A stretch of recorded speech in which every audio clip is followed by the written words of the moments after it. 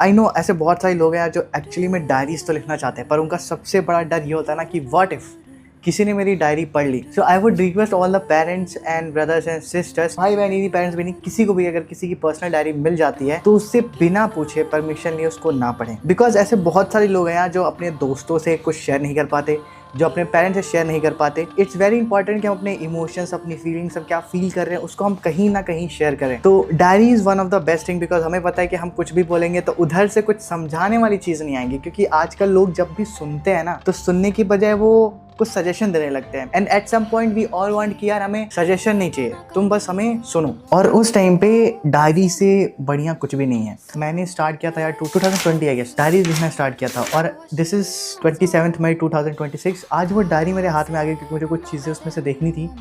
तो जब मैं अपना 2020 पढ़ रहा था, अपने सारे जर्नली जब मैं पढ़ रहा था, उसमें देखा मैंने कि ऐसे बहुत सारी चीज़ें मैंने सोची थी कि आई विल डू इट। मुझे लगता था कि उस टाइम पे इम्पॉसिबल अचीव करना, वो मैं आज अचीव कर चुका हूँ। जो सोचता था आज उसको जी रहा हूँ। And the second thing, there are also something जो मैंने सोचा था और उस हिसाब से नहीं हुई, बस लमसम हो गई कि 100% नहीं हुई तो 70% हो गई, 80% हो गई। तो वो जर्नलिंग जो है ना, वो एक कह सकते हो डॉक्यूमेंटेशन हो गया हमारे थॉट्स का, कि मैं उस टाइम क्या सोचता था, अभी मेरा माइंडसेट क्या है, जो मैं उस टाइम सोचता था मैं उसको कितना अचीव कर पाया, एंड इन बिटवीन दैट क्या क्या चीज़ें, मतलब क्या क्या प्रॉब्लम्स है। क्योंकि मैं उस टाइम ये भी लिख रहा था कि my routine was not very good, I was going through a lot.